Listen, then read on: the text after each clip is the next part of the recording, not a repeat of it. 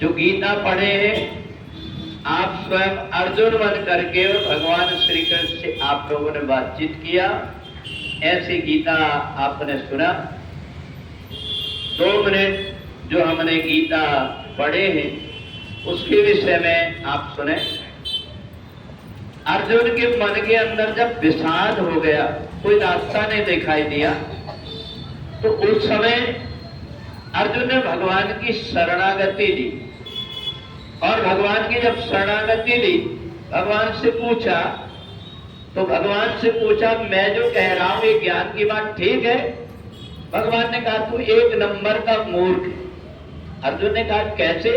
असोच्यानन्व सोचस्तु, जो बात नहीं सोचना चाहिए वो बात सोच रहा तू। ये कह रहा है कि ये मर जाएंगे। अरे आत्मा को ना कोई जला सकता है, ना भिगा सकता है, ना सुखा सकता है। ये दूसरे अध्याय। तीसरे अध्याय में भगवान ने कहा तेरे को ये कुछ नहीं देखना है कि फल क्या होगा, कर्मण्येवाधिकार। चौथे अध्याय में भगवान ने ज्ञान, कर्म और संन्यास तीनों की बात बताया। ज्ञान वो है जिस ज्ञान के कारण व्यक्ति को समाज की व्यवस्था बनी रहे। अगर कोई धर्म की आड़ में अधर्म कर रहा है तो उस धर्म का भी विरोध करके मिटाना पड़ता है।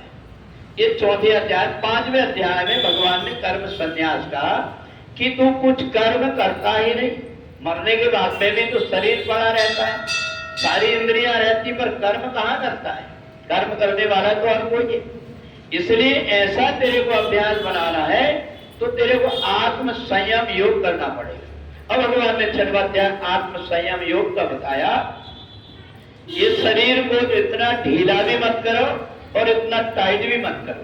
ढोलक को ज्यादा टाइट करेंगे तो फूट जाएगी और ढीली करेंगे तो स्वर बिगड़ जाएगा। आत्म संयम योग बताया। 7वें अध्याय में भगवान कहते ज्ञान विज्ञान से परिपूर्ण। ज्ञान क्या है? ज्ञान ये है कि जीवन में एको ब्रह्म द्वितीय नास्ति, परमात्मा एक है, उन्हीं की छाया सबके अंदर है। भगवान ने अक्षर ब्रह्म योग बताया 8वें अध्याय में कि कुछ चीजें नहीं चाहते हुए भी मिट जाएगी और कुछ चीज ऐसी है जो मिटाना चाहोगे तो नहीं मिट पाएगी। अक्षर ब्रह्म योग। भगवान ने राज विद्या राज को योग बताया। ज्यादा होशियार बनने की कोशिश मत करो, तुम केवल मनमना भव मद भक्तो मत्याजी नमाम नमस्तु, तुम मेरे बन जाओ।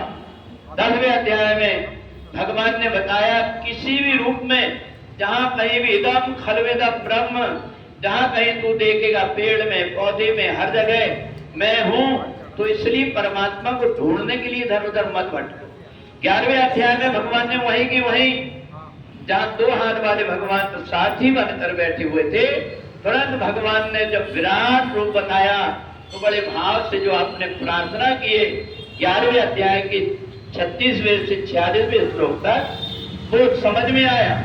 और भगवान ने तुरंत कंधे पर हाथ रख दिया अर्जुन के, माते व्यथा मां चविमूढ़ भावो, तेरा और मेरा तो पिता पुत्र जैसा संबंध। तेरी गलती की तरफ नहीं बल्कि तेरी भूल को सुधारने की मैं कोशिश कर रहा हूं। ये भूल तेरे से नहीं होगी, केवल तू एक काम कर ले, 12वें अध्याय की भक्तियों को अपने हृदय में धारण कर ले। अद्वेष्टा सर्वभूतानाम मैत्रा करुणयोजा, पूरी अपनी ऐसा बना ले। 13वें अध्याय में भगवान ने कहा एक बात ध्यान रखना, तू जो है एक बात को ध्यान रखना, ये शरीर खेत है और जीवात्मा खेत का किसान है। जो कुछ भी इसमें बोया जाएगा वही तेरे को बाद में पाएगा। कैसे? बोले जैसे बगीचा से वायु आती है अपने साथ सुगंध ले आती, गंदी जगह से वायु आती अपने साथ दुर्गंध ले आती, ऐसे ही ये जो जीवात्मा है, ये जीवात्मा सूक्ष्म शरीर, ये पूर्व जन्म के अपने कर्मों को लेकर के आता है।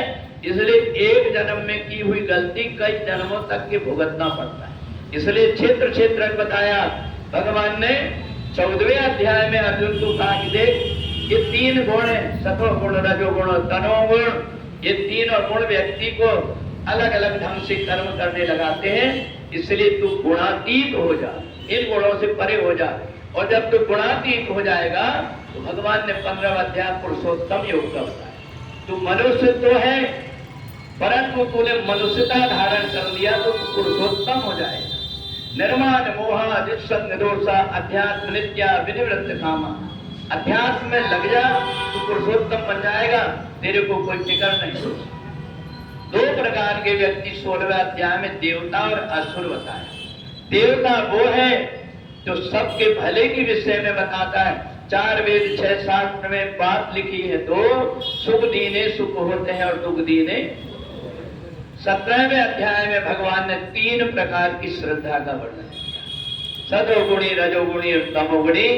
तो इसलिए सतोगुणी श्रद्धा करने वाला व्यक्ति ही उचित माना गया है। दूसरी जितनी प्रकार की साधना है, भले कोई भीड़ इकट्ठी कर सकता है, पैसे थैले इकट्ठे कर सकता है, परंतु देवताओं की पूजा करने वाला देवताओं को, पितरों की पूजा करने वाला पितरों को, और यक्षिणियों की भूत प्रेत की पूजा करने वाला व्यक्ति भूत प्रेत की योनि में जाता है। इसलिए 18वें अध्याय में भगवान ने एक ही मंत्र बताया कि तुम जो कुछ भी कर्म कर रहे हो, ये मैं नहीं बल्कि दृष्टा मात्र बन करके कर्म कर रहा हूं। इस दृष्टि से तुमने कर्म किया तो तुम्हें मरने के बाद में गया में जाके पिंड नहीं पाड़ना पड़ेगा, तुम्हारी अस्थि को गंगा में फेंकने की जरूरत नहीं पड़ेगी, बल्कि यत्र योगेश्वरा कृष्णो यत्र पार्थो धनुर्धरा। इसलिए भगवान की शरणागति जो ग्रहण कर लेता, ये गीता हमारे जीवन का एक सूत्र है। इसमें